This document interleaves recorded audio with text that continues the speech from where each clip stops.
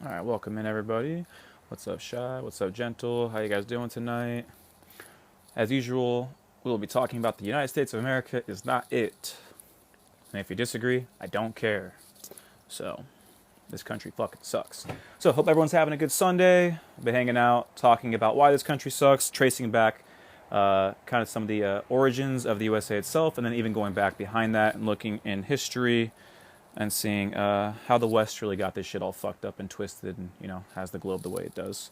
There's a lot of myths and BS there. So I think so too, Gentle. I think that does sound good, but we'll find out, right? So appreciate you guys being here. As usual, tap the screen, send some likes my way if you want. You don't have to, but it does help, right?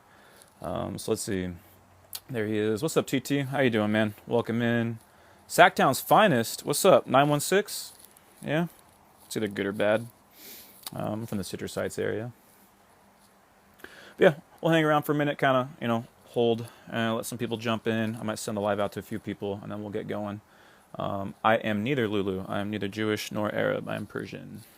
Half Persian, half a bunch of other shit. So my dad's from Iran. He was a refugee, came here in the 80s. His background was anti-Shah, anti-imperialism, anti-regime. So he's been a pretty big influence. But yeah. And then I don't have a religion. So probably agnostic atheist, but not sure what I believe there, kind of figuring out what spirituality looks for me still, right? So you're Jewish? Nice. Cool, cool, cool. Been trying to learn more about Judaism, right? Because it's a pretty ancient religion, man. There's a lot of history there. I've been trying to learn a little bit more about recently. There's a lot there I don't know. So I live near the Arizona-Mexico border. All right, nice. So yeah, I'm in Sacramento area, NorCal. So I'm probably about like 7 hours away from the border. Right, you can go down to like San Diego, kind of like Chula Vista, that area down there, and then like right next to Tijuana. So never been down to Mexico actually. Maybe change that someday. But yeah, something I've been looking into a lot is, and I know I've been kind of on this topic a decent amount lately, and maybe it's getting boring for some, but something I've been on a lot lately is just what are the foundational things that the USA believes in, that Americans believe in, right? That we in the society believe in, kind of in a general sense, right? And then looking at the main political. Thanks for sharing the live, by the way, Wonder Woman. Appreciate it. Welcome in. I don't want to live in a militarized zone. Yeah, so that's tough right there. So guys, if you don't know, when it comes to like ICE and some of the things the military can or can't do, right? If they get like authorization to be around the border, and this is like super general, I'm not trying to be specific with my language here, but like they can do certain shit within a certain mileage of the border. Was it 50 or 100? Gentle, you probably know better than I do. Is it 50 miles within the border right now? The things have been extended to in some sense. But anyways, yeah. So being near the border can change some shit up in terms of what the military, what ICE, what the country can do, what the government can do.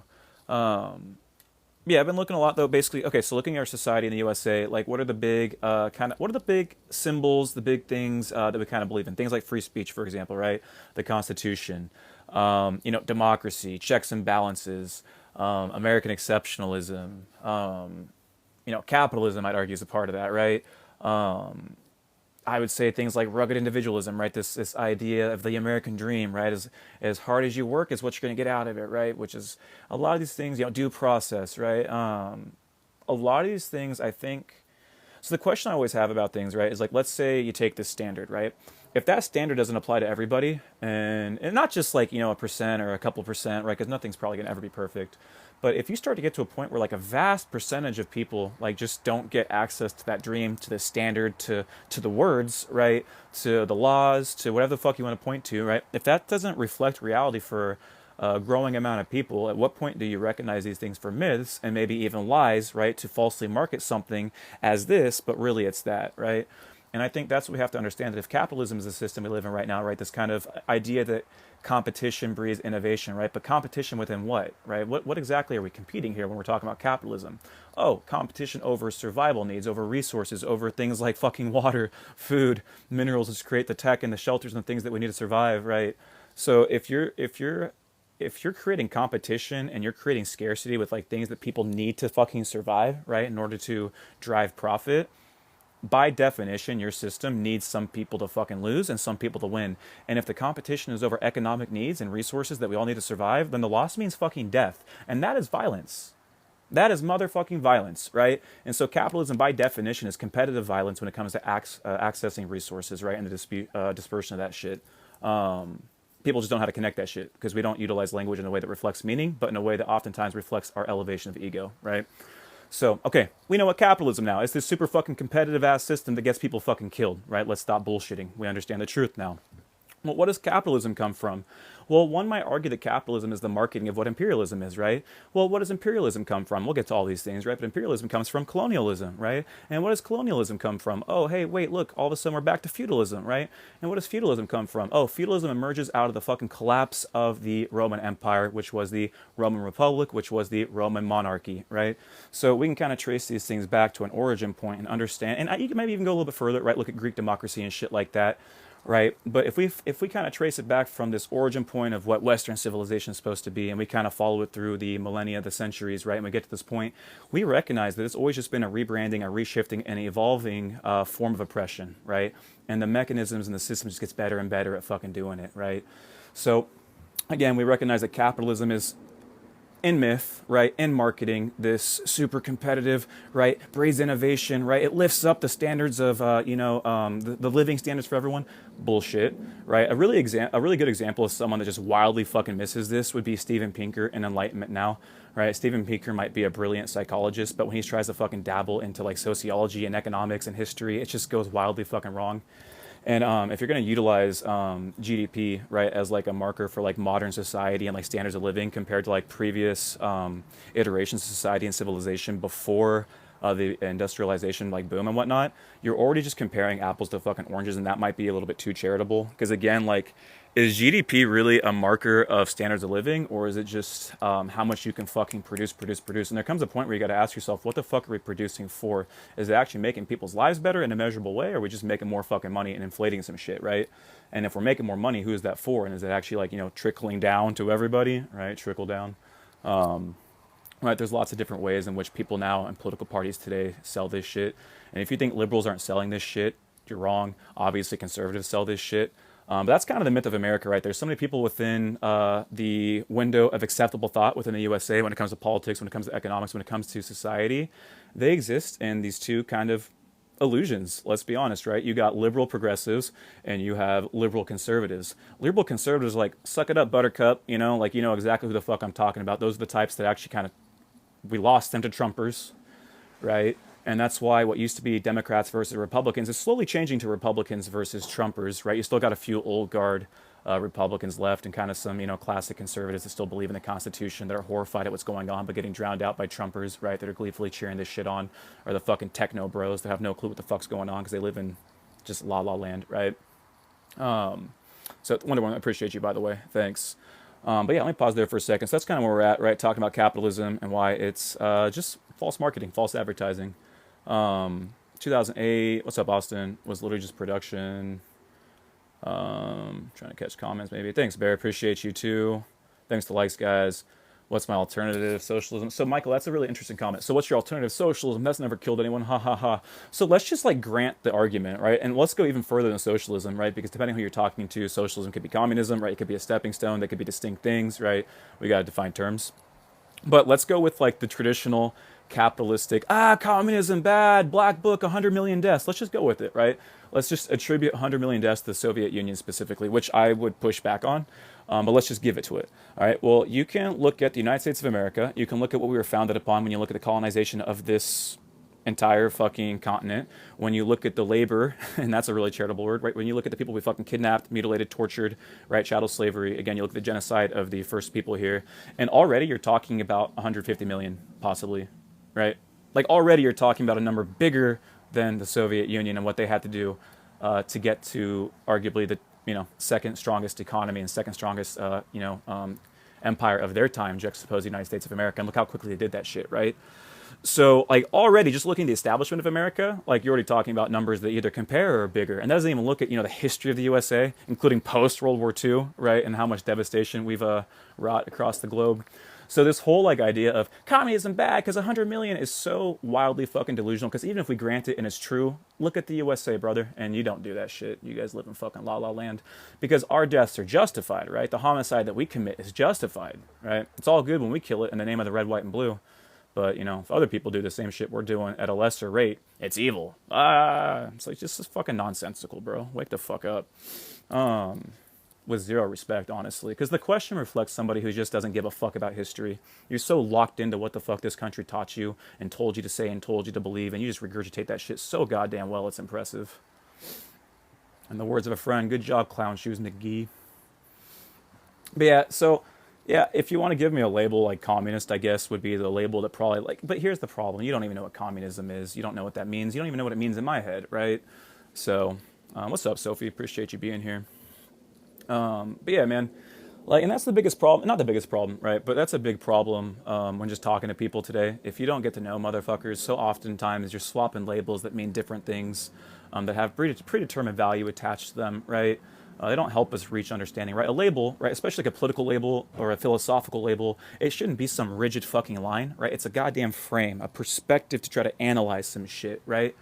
Um, and you guys take that shit like the fucking gospel. And you don't even define it correctly to begin with, so it's really impressive misunderstanding of what it's supposed to offer. But yeah, like within your world, I'd probably be a communist. Big, bad, scary commie. But I don't know, man. I'm still working that shit out for myself. How do I feel about Saul D. Alinsky? I don't really know anything about Saul D. Alinsky. Let me write that down because maybe I'll have an answer for you Thursday, the next live, because you're name dropping info for me. Saul, give me a sec. Let me put that down. Thank you for the name drop. How do you feel? Because it seems like you like his book. Just one book or more? Rules for Radicals. Awesome. Thank you. I feel bad. I haven't been reading a lot lately. Someone asked me probably about a month ago now in a live, like for a reading list or some shit, and I've been slacking on that. But lately, and I've been telling my friends this, they can attest. But I can't read very much lately, unless it's like current events and news to keep myself updated. Because like I go to read some shit and I just start writing myself right now. I'm kind of in my own little thinking exploratory phase, but I'll circle back to reading some people. Eventually, always do. But I'm not reading very much in terms of like theory or fiction or stuff right now. Kind of writing a lot. Bunch of gibberish. Thanks, Shy. Thoughts ownage limits and politics would change the way policy is written. How? Thoughts on Trapped, like the band? Better than the Beatles, but still trash. Thanks, Shy. I appreciate you. Rules for Radicals. No, I'm trying to think, like, it's from the 70s. That's always the cool part, Roro, when you come across something that it's kind of crazy. The 70s seems like old now, but like with how fast tech and shit's going, it is kind of old. It is really cool though when you come across something or someone that really is timeless in the sense that it just speaks to some eternal truth. That's how I feel about someone who Edward Bernays, right, early 1900s, master of propaganda and mass media for his time. I feel like his shit's pretty fucking timeless. That's someone I would tell people to go read, Bernays. I feel like Bernays is really helpful. Pink Floyd? Yeah, Pink Floyd's okay. I'm not a huge fan of like the classics, a little before my time. I don't know, like I like a little Led Zeppelin. Black Sabbath has some moments. I like Van Halen, Queen, Depeche Mode. I don't know, man, Jimmy. But I have this discussion all the time about age limits. Yeah, age limits for politicians might be more important than ever, especially like when you see them try to talk about tech, when you talk about social media, the dissemination of information in our current society. They just get so much shit fucking wrong. Even, dude, the Secretary of Education, right? A1. Like the first time she said A1, I thought, all right, maybe you're getting it wrong. You just misspoke. But if you keep calling AI A1, I don't necessarily know that you don't know what you're talking about, but it doesn't give me a lot of hope and trust. Like I don't know. Maybe not for the best. Is it McMahon? Is that who's running? Is it Lisa McMahon? I don't know, bro. What's up? How you doing, E? You're a bit older. Fair. Yeah. Am I still a youngin' compared to some? I don't feel young though, bro. I feel pretty old. I feel like my generation, us millennials, we've seen a lot of shit. Right? I'm 32. Dude, we lived through a lot of shit, man. We've seen a lot of bullshit. It is Linda. Linda, thank you, not Lisa. Did I say Lisa? Oh, by the way, so where I put in Saul, and yeah, it mentions Rules for Radical, most famous work, often misunderstood and demonized by both the political right and sometimes the liberal establishment.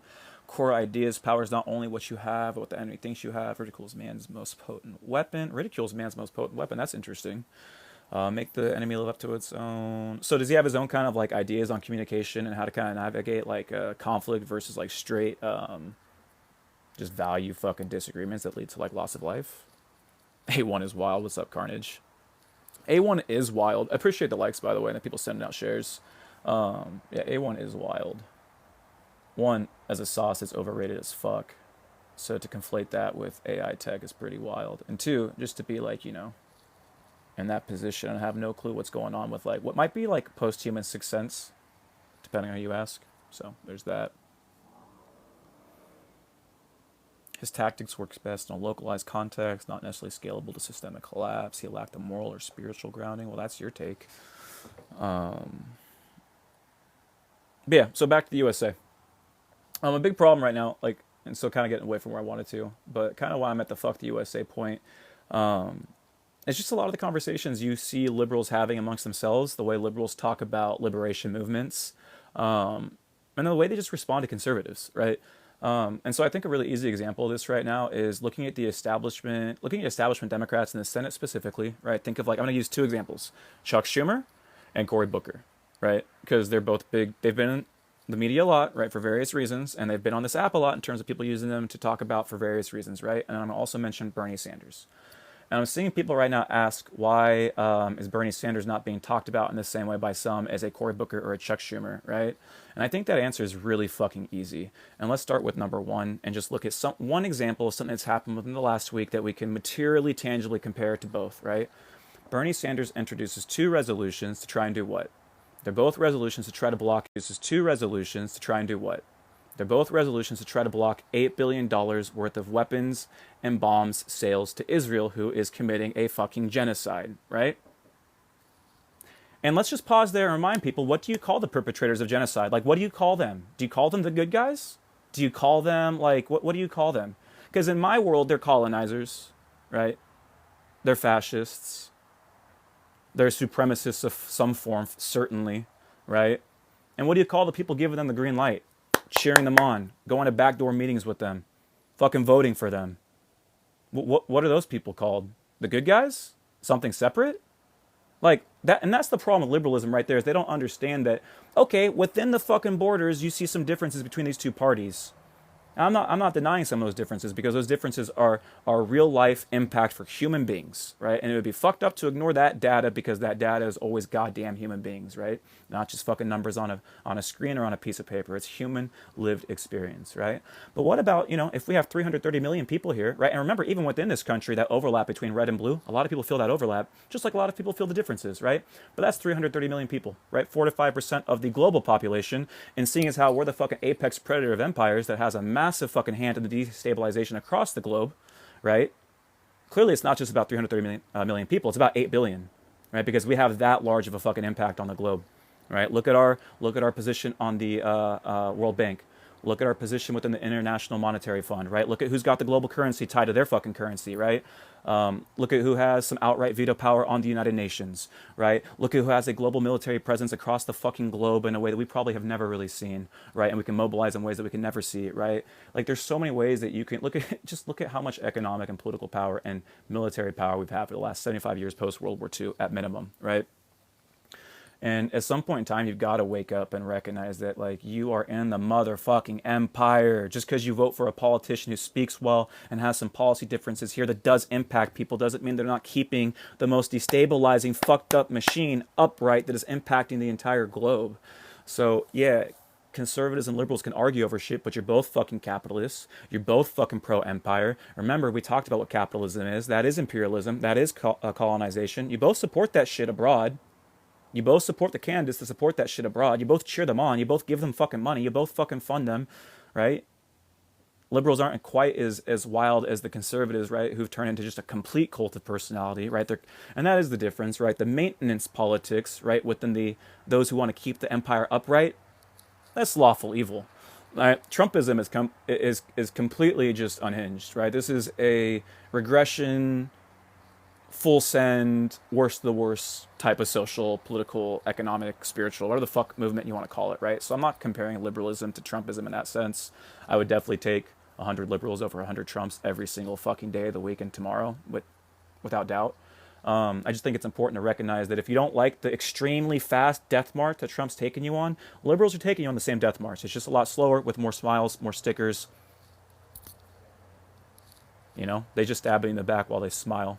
And it's just taking them more time to get down the line. I don't know what to tell you, man. So, but yeah, the empire is in full collapse. Absolutely.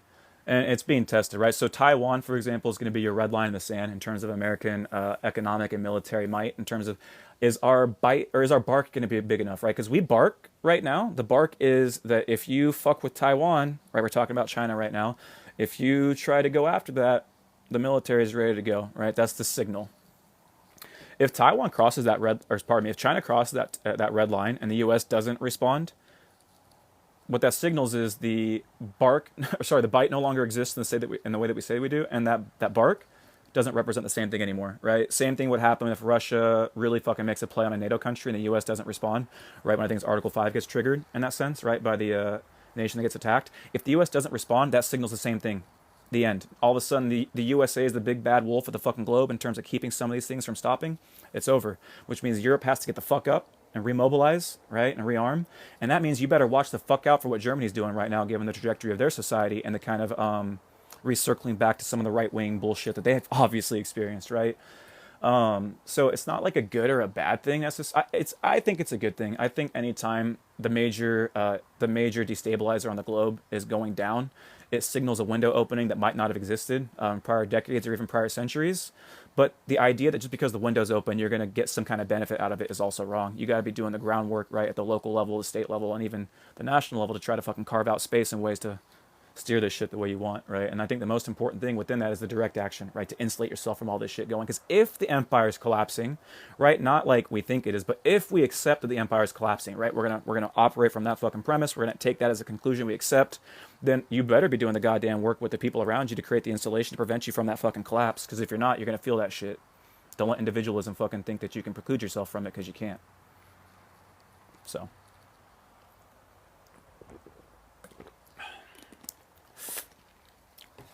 Nope. No one's coming to save us.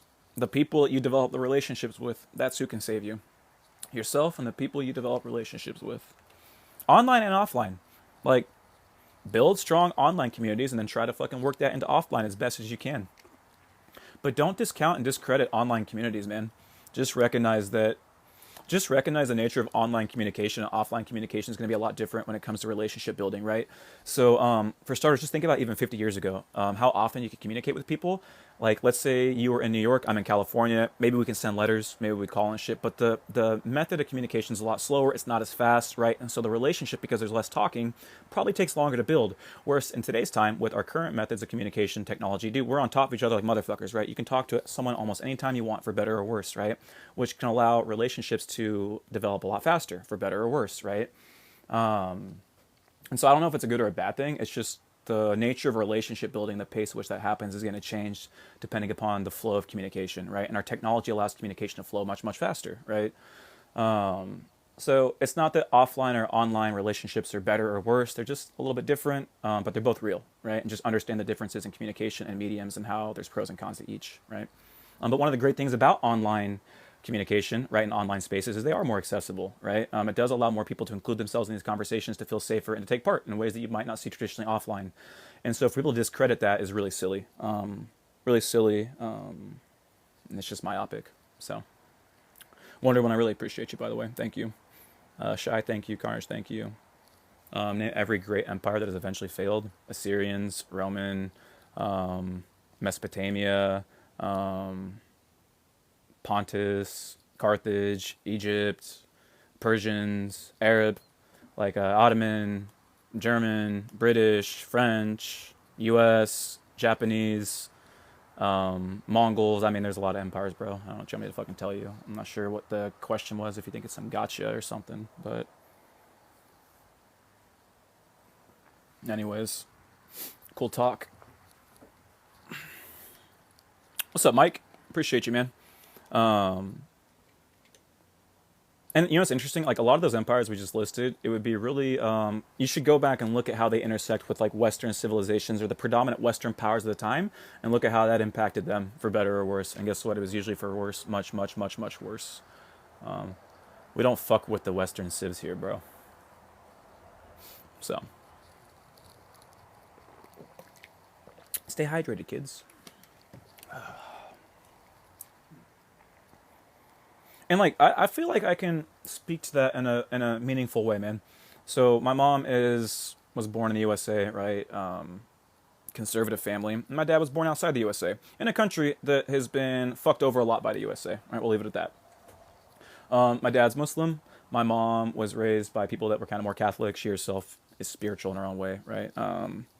You know, but my dad comes from a more kind of Eastern culture, right? My mom from a more Western culture. My dad more of a high context culture. My mom more of a low context culture, right? So on and so forth. So many just fucking differences. And then you have these identities in the post 9/11 USA, and you actually grow to hate an aspect of yourself, right? Because this country hates an aspect of you, right? You can hear it in the jokes that people make, the comments they make, the looks they give you, right? The reactions they have, right? The way they treat your father, right? The way they treat things that you see or you might attach yourself to, right? And you learn pretty quick that, oh wait, they don't like this Persian side of me, and so you actually internalize that and you start to kill that shit yourself in your own mind, right? You start to find reasons why, yeah, you know, fuck that, I don't want to identify with that. Now you're gonna fucking lean this way, right?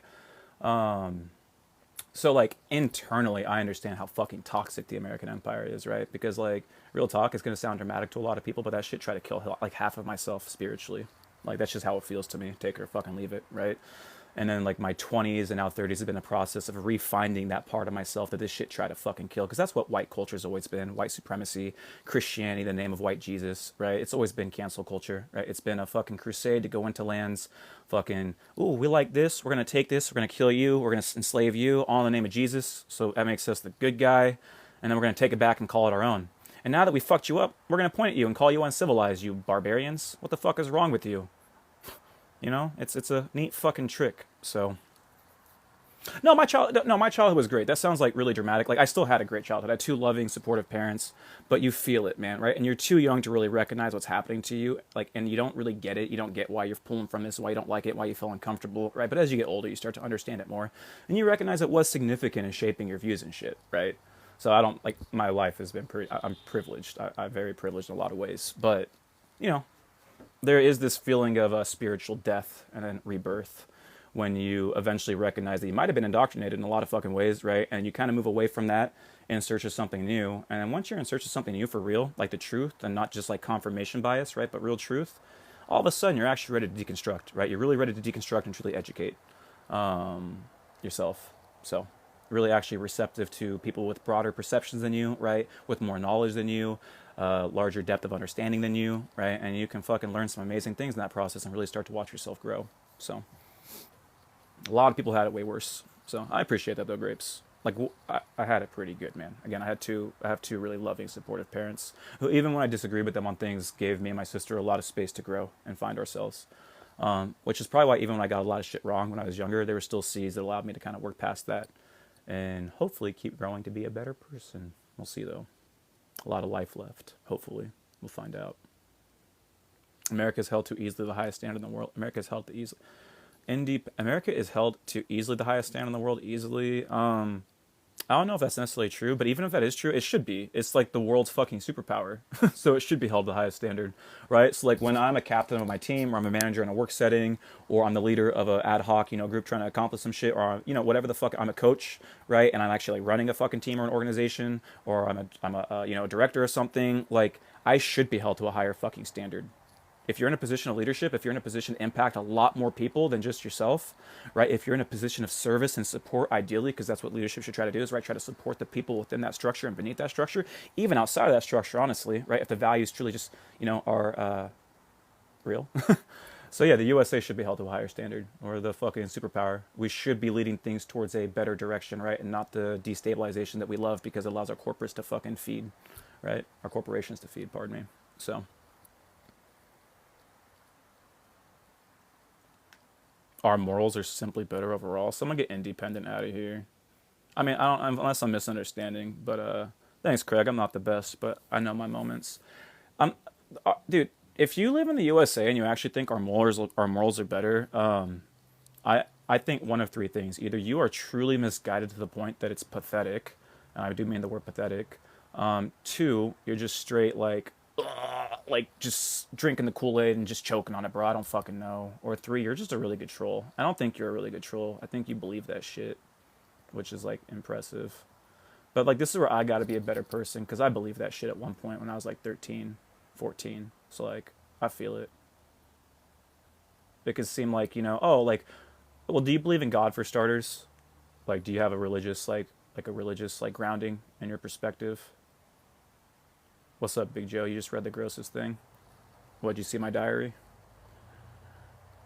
Why would I leave? I have a beautiful opportunity. I'm in the fucking middle of the empire. I have a great chance to change minds right here and try to fucking change things from within as best I can while still working outside as best as I can.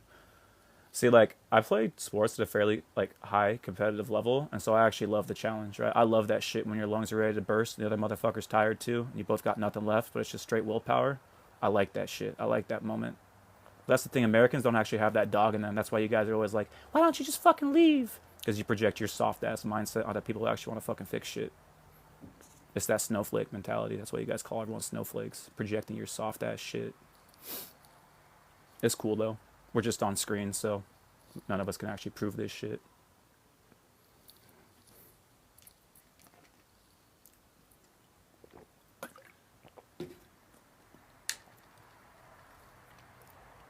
Of course, they don't want to hear the truth about America because we attach our identities to America. America's great. I'm an American, so I'm great, right?